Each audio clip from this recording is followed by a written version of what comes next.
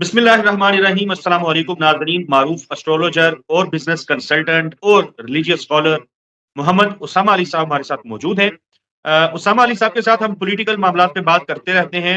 हम इनसे सीखते रहते हैं, जानते रहते हैं कि कौन से दिन हैं जिसमें खुशकिस्मती जो है वो अरूज पे होती है। ये किन सितारों के लिए, किन ज़ोडिक साइंस के लिए बेहतर वक्त जो है उसकी आमद आमद होती है।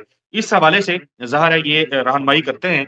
लेकिन नाजरीन, हर महीने में कुछ घंटे, चंद दिन कह लें, 3 दिन कहा जाता है, अमूमन 55 से 56 घंटे होते हैं, वो डाउनफॉल की तरफ लेके जाते हैं। या उसको किस तरीके से डिफाइन करेंगे वो उसामा अली साहब ही हमें बताएंगे। कमर दर अकरब, कमर दर अकरब के बारे में बहुत ज्यादा बातें उसामा अली साहब होती हैं, लोग जानना भी चाहते हैं, कमेंट्स के अंदर भी लोगों ने पूछा।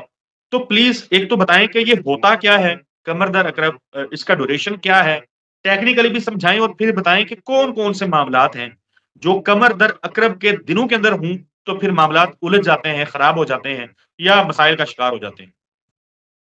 बिस्मिल्लाहिर्रहमानिर्रहीम, अल्लाहुम्मा सल्ली अला मोहम्मद व आले मोहम्मद। देखें, इसमें इसको आज नाज़रीन ना आपके जरा सीट बेल्ट बांध लें ताकि आज हम इस वीडियो को जो है वो अच्छे तरीके से इनको समझा पाए कि इनको कमर दर अकरब समझ आ जाए।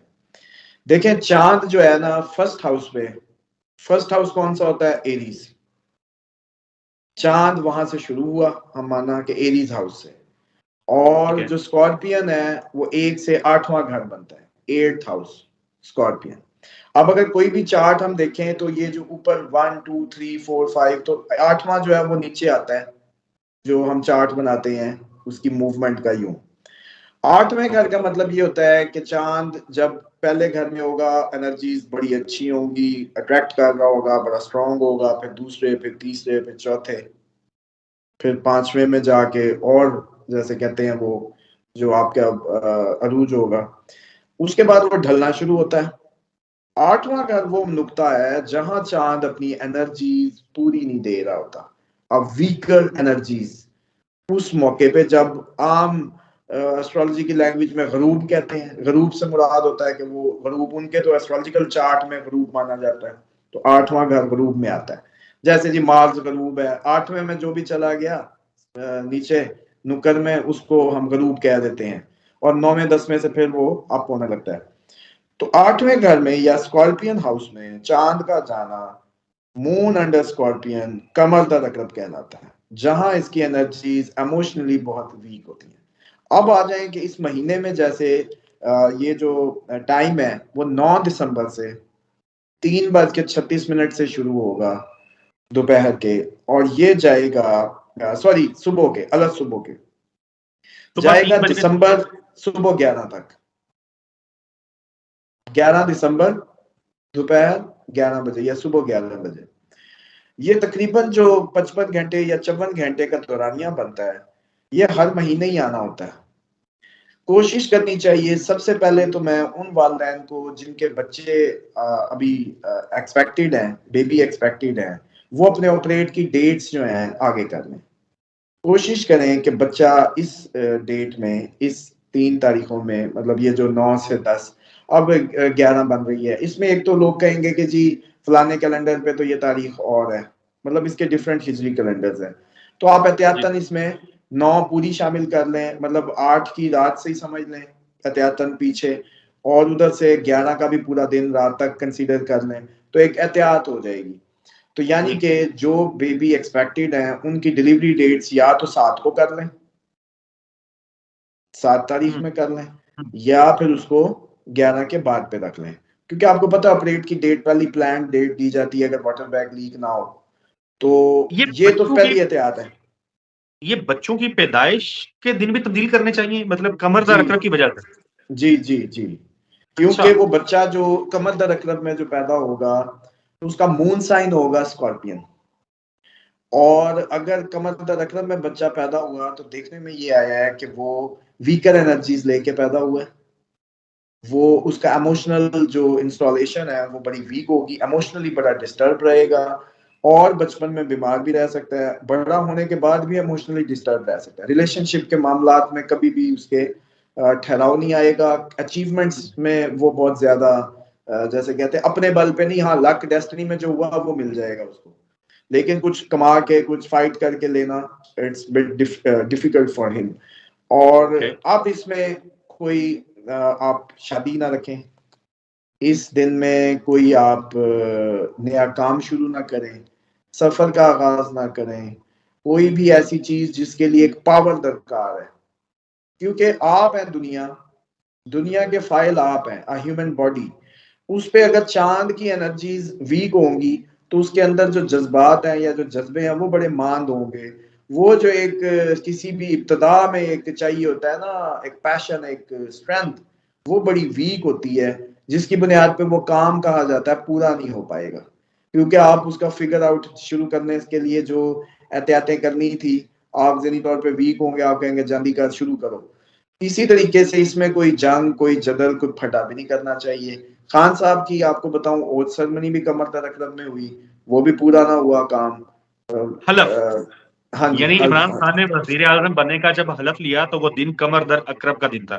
जी, और इसी तरीके से ये जो रैली हुई जिसपे शेलिंग हुई पहली पीटीआई की, और ये मामला आज जो आप देख रहे हैं इतना लंबा हुआ, अगर कोई मेरी उस वक्त की वीडियो निकाल ले तो उसको याद होगा जब मैंने कहा था कि ये जो फटा गरम कर बैठे हैं, उस वक्त जब पहली रैली निकली और उस पर शेलिंग हुई, वो बुनियाद बनी और आज तक ये फटा नहीं सिमटा, और अभी भी इतनी जल्दी सिमटा नजर नहीं आ रहा। प्यूटन ने जो अटैक किया वो भी कमर दर अकरब में। 9/11 जो हुआ, 20 साल अमेरिका इस जंग से नहीं निकल सका। इसी तरीके से प्यूटन अभी भी नहीं निकल सका, वो भी उसने जब 25 को किया कमर दर अकरब था। खान साहब का ट्रैवल भी देख ले 25 को ही हुआ था, वो भी कोई खातिर खा फ्रूट्स ना लाया। रशिया ठीक है, का। आप लोग अगर जिंदगियों में सिर्फ बड़े इवेंट्स को कैलकुलेट कर लेना कमर दर अकरब के हिसाब से, तो आपको इसकी हकानियत या इसकी जो भी थ्योरी है वो समझ आ जाएगी। इनके लिए, क्योंकि इसके मुतालिक तो आइमा अहले बैत में भी बड़ी ताकीद मिलती है, जो कमर दर अकरब का जिक्र मिलता है। बेशक वो स्पेसिफिक एस्ट्रोलॉजी के स्पेसिफिक टॉपिक्स नहीं है, लेकिन इसका जिक्र मिलता है। दूसरा ये है कि हम केमिकल हैं, कॉम्बिनेशन ऑफ लिक्विड है, 70% वी कंटेन लिक्विड और वाटर। चांद का ताल्लुक है, चांद ही हमारा दिमाग है, चांद ही हमारी इंस्टॉलेशन है, चांद ही हमें चलाता है। खुदा भी आपको चांद से चलाता है, आपको चांद पे ही रोजे शुरू, चांद पे ही आपके मामला शुरू। इस्लामी दिन तो आपका जो है सन से नहीं शुरू होता, चांद से शुरू होता है। और वो आपसे बात भी बार बार किससे करता है? अकल वालों से। अकल किधर? इधर। चांद का ताल्लुक ब्रेन। हम क्या कह रहे हैं कि वीकर एनर्जीज होती हैं, किधर? इधर। मतलब ये एक्चुअली आपकी जो डेली लाइफ है इसमें बड़ा मैटर है, रोल है। कभी आपने कोई फर्ज अपने अच्छे मुस्तहब रोजे भी चांद की आखिरी तारीखों में सुने हो तो मुझे भी बता दीजिएगा। जब वीकर हुआ होता चांद, उस वक्त तो खुदा आपसे रोजे भी नहीं रखवाता, सिवाय माह रमजान के जो एक आपका सीक्वेंस बना होता है। उसके अलावा आपके जितने मुस्तहब रोजे हैं, शवाल के पहले 6 पहले हफ्ते में, चांद की पहली में, अगर कोई 9-10 का है तो वो 9-10 को है। जितना भी आपके मैक्सिमम वो चीजें हैं वो आपको चांद की पहली उसमें मिलेंगी। बल्कि ये भी आता है कि जो लकी बच्चे होते हैं, इस्लामिकली अगर बात बताऊं, एस्ट्रोलॉजी इट्स डिफरेंट, लेकिन इस्लामिक जो मिलती है उसमें चांद की पहली 15 से पहले जो चांद के बच्चे हैं वो लकी होते हैं, और 15 के बाद पैदा होने वाले अनलकी। वो लकी और अनलकी भी इसी सेंस में कि इनकी इमोशनल ग्रोथ बहुत अच्छी होती है, ब्रेन बहुत अच्छे शार्प होते हैं, और 15 के बाद वाले थोड़े से ढीले होते हैं इमोशनली। क्योंकि एस्ट्रोलॉजी में भी मून को माना जाता है आपका जज्बात, एहसासात within yourself, what you think और हाउ यू थिंक, और ये सब कुछ आपके मून साइन से रिलेट करता है। सन आपको जाहिरी शक्ल देता है कि आप दिखते कैसे हैं, या आप सोचेंगे तो ऐसा, करेंगे कैसा, रिजल्ट क्या होगा। तो ये सारा कमर दर अकरब का वो है। और मैं समझता हूँ कि हम बार बार बात करते हैं, आपने अच्छा किया आज इसमें प्रोग्राम कर लिया अपने नाज़रीन के लिए, तो इसमें एहतियात करें। और जो आपने ये बात की थी कि बच्चों की डिलीवरी की, बिल्कुल डेट्स को मैनेज करना चाहिए, 8 से बचना चाहिए, 8 तारीख से बच्चों को वो करें। और इसी तरीके से कोशिश करें कि बच्चे की डेस्टिनी, जिनको न्यूमरोलॉजी की सेंस आ चुकी है, वो आपकी तरह 1 तारीख वाले पैदा हों, बेहतर है। वो 2 तारीख, 3, 4, 5, 6 इट्स गुड। जैसे 13, 14, 16, 19, इसको भी अवॉइडिंग डेट समझें। इन बच्चों के लिए भी मुश्किलात या मसाइल जिंदगी में अकेले लड़ना पड़ता है। इसी तरीके से जो लास्ट डेट, बल्कि इसमें एक और मेडिकली चीज बता दूं कि चांद जब आपके पहले 5 घरों में हो, या उसकी डिग्रीज में चले, देखें डिग्रीज में बात करें तो ये 54 घंटे में पहले घर में आपको पता चल गया आज चांद निकल आया, तो आप समझे ये एरीज हाउस में है। ठीक है, अगले 15 घंटे 54 घंटे बाद इसको समझें कि ये आपके टॉरस में चला गया है। उसके बाद जमनाई, उसके बाद आपने 12 हाउसेस लिख लिए, हर 55 घंटे बाद उसको चलाते जाए, आपका ये पूरा मंथली हैंडमेड कैलेंडर तैयार हो जाएगा मून के हिसाब से। अब आपने ये देखना है कि ये डॉक्टर हजरात जो सुन रहे हैं, जो खसूसन सर्जरी से मुंसलिक हैं या जो सर्जरी में इन्वॉल्व है ऑपरेशंस में, इनको चाहिए कि जो ऑपरेशन की डेट्स हैं वो चांद की गरूब डेट्स दें जब वो कम से कम 5वें घर क्रॉस कर चुका हो। यानी कि वो तारीख बनेगी, इन 55 घंटों को मल्टीप्लाई कर दें आप 5 से, तो वो जो दिन बने चांद की तारीख के, उसके बाद ही ऑपरेट को हाथ लगाएं, वरना ब्लड लॉस के चांसेस बहुत ज्यादा होते हैं। क्योंकि चांद जब अपने अरूज पे होता है तो अट्रैक्ट करता है लिक्विड को, तो उसमें ये चांसेस होते हैं कि खून बहुत ज्यादा जाया हो सकता है। और खसूसन ऐसे पेशेंट या ऐसे लेबर ऑपरेशन या जिनके हेमोग्लोबिन कम हो, ब्लड लॉस अफोर्ड ना करते हो, या छोटे बच्चे जिनकी ब्लड लॉस के जैसे कहते हैं ज्यादा खतरनाक हो उनके लिए, या कोई ऐसा वीकर बॉडी जो आपको लगे कि ब्लड वाइज पहली बड़ी वीक है और इसके लिए बोतलें भी एहतियातन चाहिए, तो उनके ऑपरेट इन डेटों के बाद होने चाहिए जब चांद ढलने को हो। ओके, सो उसामा अली साहब आखिर पे प्लीज मुझे बता दीजिए, वैसे तो मुझे पता है कमर दर अकरब का, हमारे नाज़रीन के लिए जरा बताएं, रहनुमाई कर दें कि हाउ उन्हें कैसे पता चलेगा कि कमर दर अकरब के दिन आ गए। हाँ, अब जो ये आपको कागज बताया बनाने का कि हर कोई अपने अपने घर में खुद बना ले इसको, मिसाल के तौर पे आज ये देख ले 8वें घर में था, 9, 10, 11 को जैसे हमने तारीख बता दी, 9, 10, 11 को आज किधर था, स्कॉर्पियन हाउस में होगा। उसके बाद ये ठीक 55 घंटों बाद 9वें घर में चला जाएगा, फिर 10वें, फिर 11वें, फिर 12वें। तो इसी तरीके से एक दफा ये कैलेंडर से जब ले लेंगे मून अंडर स्कॉर्पियन की डेट, फिर उन्हीं तारीखों में 55 घंटे करके इसको आगे चलाते जाएं और अपना एक सर्कल बरकरार रखें। इसी के तहत अपने इमोशनल डिसीजंस भी लें। बल्कि आज इसमें एक और चीज भी ऐड कर दूं, आप लोग बिजनेस कंसल्टेंट कहते रहते हैं, लोग समझते हैं कि बिजनेस का नाम मुझसे रखवाना है, उनको ये नहीं पता चलता कि बिजनेस का एस्ट्रोलॉजिकल कैलकुलेशन की बात नहीं हो रही, प्रैक्टिकली बिजनेस की बात हो रही है। और आपने कोई बिजनेस प्रोजेक्ट हो, आपकी कोई फैक्ट्री हो, आपने कोई प्रोजेक्ट लॉन्च करना है, ये उसके मुतालिक होती है। अच्छा, ट्रेडिंग से रिलेटेड जो लोग हैं या कोई भी लोग हैं, उनके तो लिए बड़ा इंपॉर्टेंट है। एक सेकंड, वो फिर नाज़रीन अब कंफ्यूज हो जाएंगे कि भाई एक बंदा है जो इस्लाम की बातें भी बताने लग जाता है, एस्ट्रोलॉजी भी बताने लग जाता है, और अब उसने कह दिया कि बिजनेस कंसल्टेंसी, तो नाज़रीन को बताए चले जाते हैं कि उसामा अली साहब जो हैं वो पाकिस्तान से नहीं बरतानिया से पढ़े हैं और बिजनेस पढ़ के आए हैं वहां से, और एक पढ़ा लिखा आदमी आपके साथ एस्ट्रोलॉजी और मजहब की बात करता है, तो प्लीज सरप्राइज ना होइएगा। अब आप कैरी करें। देखिए, उसमें तो अभी कुछ दिनों बाद ये जब ऑटिस्टिक केसों की जो माशाल्लाह ग्रोथ रेट है या सक्सेस स्टोरी है, तो ये तो हो सकता है मैं मेडिकल में घुसा बैठा हूँ, तो मैं क्या करूँ। ये तो एक बेस्ट यूटिलाइजेशन है किसी भी पर्सन की कार आमद होना, जो नबी पाक सल्लल्लाहु अलैहि वसल्लम की असल बेसत है। बेसत का मकसद होता है बेकारों को कार आमद करना। ए नबी, हमने आपको मबूस किया बेकारों को कार आमद करने के लिए, रुके हुओं को चलाने के लिए, यतलू आयात ही आयात के पीछे।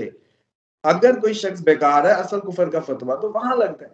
यहाँ तो हर शख्स को, आपको, मुझे अपनी बेस्ट परफॉर्मेंस देनी है इस दुनिया में, best performance in any way, तब जाके आप कह सकेंगे कि हमारा नबी पाक सल्लल्लाहु अलैहि वसल्लम की जात मुबारक का हमारा कोई ताल्लुक है और हम उनके मानने वाले हैं। वो ऐसे होते हैं। अब बात आ गई कि ये जो बिजनेस का मैं बता रहा था कि ये जो ट्रेडिंग कर रहे होते हैं, वो भी अपने इमोशंस को जरा नोट कर लें। पिछले हर महीने की चांद की तारीखों के मुताबिक जो ट्रेडें लगाते हैं या काटते हैं, बाय सेल करते हैं, कोशिश किया करें कि अपनी जज्बाती जो है ना वो कैलकुलेशन कर लें कि चांद की किन डेटों में फैसले दुरुस्त साबित हुए। वो इनकी किसी की जो है पहले 10 दिन जो बनते हैं वो होते हैं जब अरूज पे होता है, तब भी मूड उछल रहा होता है, शायद गलत डिसीजन हो जाए। आखिरी डेटों में भी मूड डाउन होता है, तो आप लॉस लॉस सोच रहे होते हैं, डिप्रेस होते हैं, मतलब वीकर हो रहे होते हैं। तो इसमें भी सबको चाहिए कि अपनी जो डिसीजन मेकिंग है वो भी कोशिश किया करें 5 तारीख से 10 तारीख के अंदर कोई इंपॉर्टेंट डिसीजन, ज़हनी फैसले, ज़हनी काम, बल्कि जो पीएचडी स्टूडेंट्स हैं, जो रिसर्च वर्क कर रहे हैं, उनके लिए भी यही तारीखें बेहतर हैं, जब क्योंकि इन तारीखों में की गई रिसर्च उनको दोबारा वापस नहीं आना पड़ेगा करने के लिए। वरना जो थ्योरी पे उन्होंने मगजमारी की ना चांद की आखिरी तारीखों में, अगली यकम में बैठे फिर उनको ठीक कर रहे होते हैं। और ये अमूमन जो आपकी हमारी जिंदगियों में गलत कामों को दुरुस्त किया जा रहा होता है, वो इसी तरह होता है कि चांद की आखिरी तारीखों में किया था, उस वक्त यही समझ आई थी, बाद में बैठे सोचते हैं वो ये तो गलत हो गया, इसको ठीक करो। वो कब समझ आती है? जब चांद फिर अपनी पीक पे होता है। बिल्कुल ठीक है उसामा अली साहब, बड़ी तफसील से आपने नाज़रीन के लिए बता दिया कमर दर अकरब, इसमें इसके क्या इम्पैक्ट्स होते हैं, होता क्या है, एहतियात क्या बरतनी है। नाज़रीन दुआओं में याद रखिएगा, अगली वीडियो में आपसे मुलाकात होगी, तब तक के लिए इजाज़त दीजिए। अल्लाह हाफ़िज़।